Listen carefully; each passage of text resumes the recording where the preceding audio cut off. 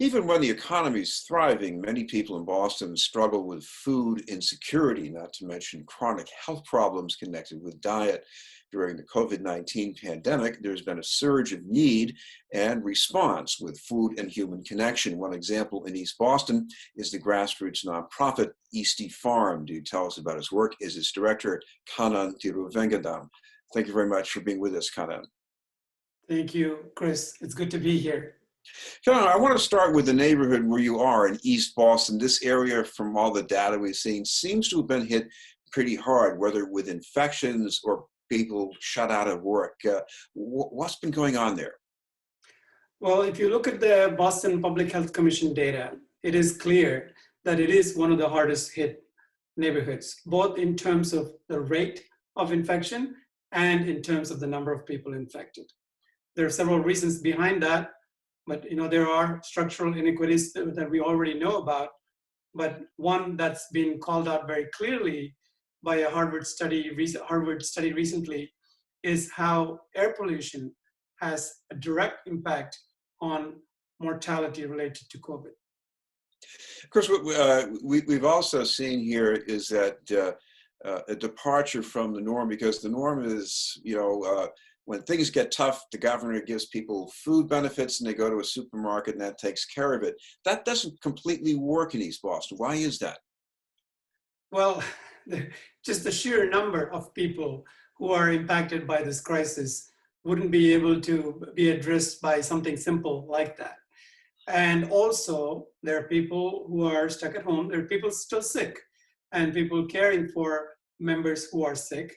And people, because they've lost all sources of income and they were working poor to begin with, do not have even the bus money to go to the Y or the school or wherever where they can pick up free food. So the fact that the food is free is not enough. They need to get there. And there are many reasons why people are not able to get there. I imagine some of the workers who have been shut out of their jobs are people who might have a hard time signing up for unemployment benefits too. Couldn't that be one of the problems? That's definitely one of the problems. People knowing exactly what to do, but then there's the issue of documentation status. Well, one of the things that you've been working on is responding to that crisis, and you've been doing it with different partners. There's a halal restaurant, for example, and you've got other kinds of community partners. So how does that all come together? So what we're doing, we could tell right away that this medical crisis turned into a food crisis because people don't have income and they're not able to get to where the food is being served. And in the beginning, it was only for youth and teens anyways, so the adults didn't have anywhere to go. So we started serving them, and there were several gaps we identified. One is adults, as I said. Recently, the city has started serving adults meals as well, but there again, if you are stuck at home, then you won't be able to get to a distribution center. And the number of people that need the food aid is also so humongous that the lines are often around the block when there is distribution, and they're often the case of running out of food. So we, as an Eastie Farm, got into this we've been doing food relief for a while anyways, because we are into zero waste, and we know that there's food excess in many places, and there's food need in other places. So we've been doing that work of connecting the gap even before the crisis, so we know where there's excess food. In addition, we applied for a fund, Boston Resiliency Fund. And with the fund, what we've been able to do is to buy food from two restaurants. Banh Mi is a very good restaurant, great food, and they know how to produce this in a safe, healthy manner, treating the kitchen staff with the dignity that they need so that they could be there, work safely with the confidence that even as they work, their risk is very low, if not absent, in terms of contraction of the virus. So healthy, tasty food produced in a healthy manner from Banh Mi, and Tawakkal Halal Cafe, which is in East Boston, producing halal food. And halal food is critical at this time because there are many Muslim families here in East Boston. There are Somalis, there are Algerians, there are Armenians. Everybody needs food, and at this time, because it's a sacred month for Muslims, it is extremely important that when they break fast, they have food to eat, right? When they're ready to break fast. So, and they can only eat halal. So it's lucky for us, there is a halal cafe right here in East Boston. So we are paying them. Both of these restaurants are only being paid at cost, meaning they only take the money that they absolutely need in order to produce the food that they're producing. That helps them keep some people on the payroll, that helps them keep the lights on. At the same time, it helps us feed a number of people. We're feeding more than 5,000 meals every week. Well, earlier today, Governor Baker announced the plans for an early phase of reopening. What are you concerned about right now? Well, we're still in a public health emergency. So talking about the reopening sounds to me like trying to return to a normal, which is what got here in the first place, in the way we responded to the virus, and in the structural inequities that exist in our system. You know, why are some people more affected? If you're living in a valley and the flood comes, the people living in the valley are going to be affected first, right? So that is the situation. Whoever is already at a disadvantage with less means are being affected more. So the way to address this wouldn't be how can we hurry back into business, but instead, how do we think about it with some innovation? There is a health crisis, which means we need to attend to people's health needs. If people need masks, are they getting those masks? Can we get a cooperative like CCDS, which is an organization in East Boston, to make these masks and pay them for it? And then that way supply masks to people. Could we pay farms to grow food?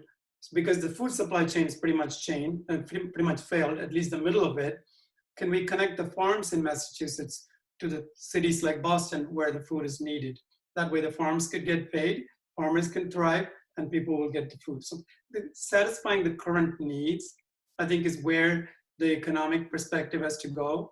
And from there, it can go on into long-term, how do we create a new economy that is more equitable and sustainable?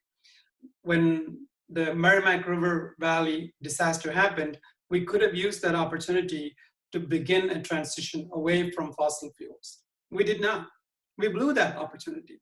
Now here's another opportunity to get the economy right, so that people who we know are essential workers will actually be able to make enough money, not worry about housing, not worry about food, so they can sustain a situation like this for a few weeks and get back to work more easily.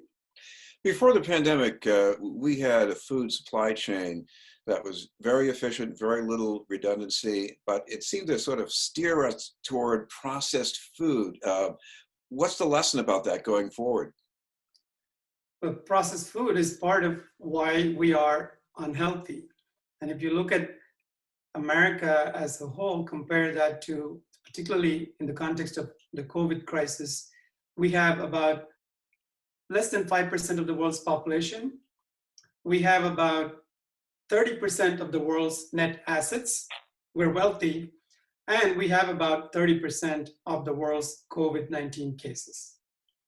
So how is it that with less than 5% of the population, we, such an advanced country, such a wealthy nation, end up with 30% of the world's COVID-19 cases? So that is partially because, I mean, there's a lot of bungling that's been done at the federal level in terms of how we could have prevented this earlier and failed to do that. But it's also because we are unhealthy as a nation. Our immunity levels are low. The food that we eat is not good, which is why we don't have what it takes to fight back against diseases like this. Processed food is a big problem, and there are a lot of statistics to show that, and I'm sure you could access them yourselves, especially so with Black and brown communities and low-income communities. So we need to take this opportunity also to get away from processed food into eating fresh and healthy food. So we provide produce to the community members here, and we want to keep that program continuing into the summer. Because part of the solution is to encourage people to prepare food at home if they have the time. You give out edibles, maybe things like cilantro and basil. Does that get people more engaged in doing that kind of diet? You have to be sensitive to the cultural needs of people, right? You just, you could give them an amazing thing, but if they don't know how to cook it, then it's pretty pointless. So in East Boston, it's mostly a Latinx population, right? In terms of working class, and in terms of the people mostly affected by this, it's the Muslim and the Latinx community. And we know what people like to eat. So based on that, you bring the produce, you get the rice, you get the beans, you get the spices, and you buy the kind of vegetables people know how to cook and enjoy eating. And then you give them that, then they will know what to do. I mean, we could go beyond that. Right now, we're discovering that we're bringing some of the banh mi food, which is Asian-inspired food, to a lot of Latinx families. We had an initial concern about the acceptance of that, but what we're seeing is a lot of appreciation. It's good food, it's good quality food. So we're now realizing this may actually be an opportunity to expand people's horizons and bring cultures together and create unity here. So yes, fresh food, yes, with produce you bring, but you have to do that with a sensitivity to the culture, at the same time with the open mind that people are able to do more than whatever you think that they're able to do. Well, finally, your organization is about human connection and volunteers. So if people are interested in helping out with that, is there some way they can get in touch?